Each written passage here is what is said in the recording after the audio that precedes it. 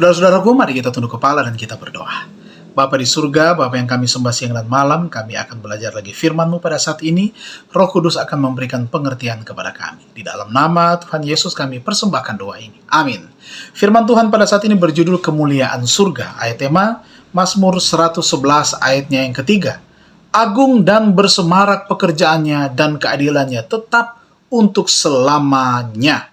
Kita ikuti akan penjelasannya.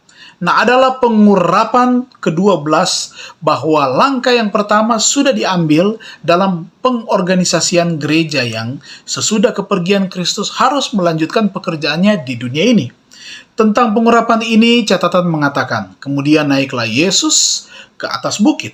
Ia memanggil orang-orang yang dikehendakinya dan mereka pun datang kepadanya. Ia menetapkan 12 orang untuk menyertai dia dan untuk diutusnya memberitakan Injil. Markus 3 ayat 13 dan 14. Lihatlah pada pemandangan yang mengharukan. Lihatlah kemuliaan surga yang mengelilingi ke-12 murid yang telah dipilihnya. Ia telah mengasingkan mereka untuk pekerjaan mereka. Nah, oleh alat yang lemah ini dengan perantaraan perkataan dan rohnya, ia merencanakan untuk menaruh keselamatan yang dapat dijangkau oleh semua orang. Dengan kegirangan dan kesukaan, Allah dan malaikat-malaikat memperhatikan pemandangan ini. Nah, Allah mengetahui bahwa dari orang-orang ini terang surga akan bersinar. Bahwa perkataan yang diucapkan oleh mereka sementara mereka bersaksi untuk anaknya akan bergema dari generasi kepada generasi sampai kepada akhir zaman. Nah, murid-murid itu harus keluar sebagai saksi-saksi Kristus. Apa yang mereka telah lihat dan dengar tentang dia. Kedudukan mereka amat penting untuk mana umat manusia telah dipanggil. Hanya kedua dari Kristus sendiri. Mereka harus menjadi pekerja-pekerja bersama-sama dengan Allah untuk keselamatan manusia. Sebagaimana dalam perjanjian lama, 12 kepala keluarga berdiri sebagai wakil bangsa Israel. Jadi ke-12 rasul berdiri juga sebagai wakil Injil gereja. Selama pelayanannya di dunia ini, Kristus mulai merubuhkan tembok pemisah antara Yahudi dan kafir, dan untuk mengkhotbahkan keselamatan kepada segala manusia.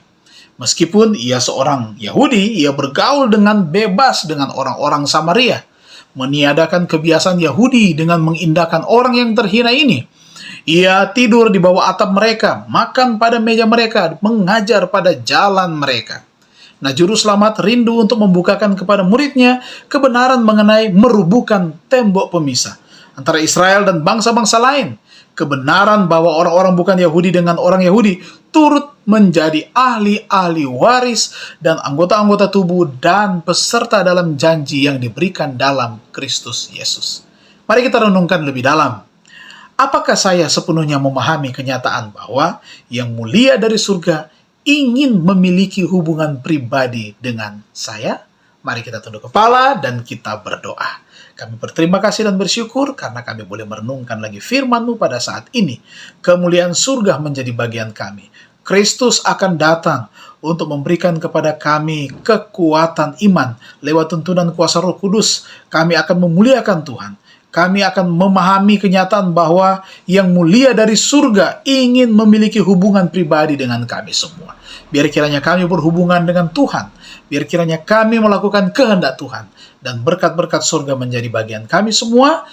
Berkat pimpinan, berkat materi, berkat jasmani, dan kekuatan iman akan menjadi bagian kami lagi di hari yang baru ini.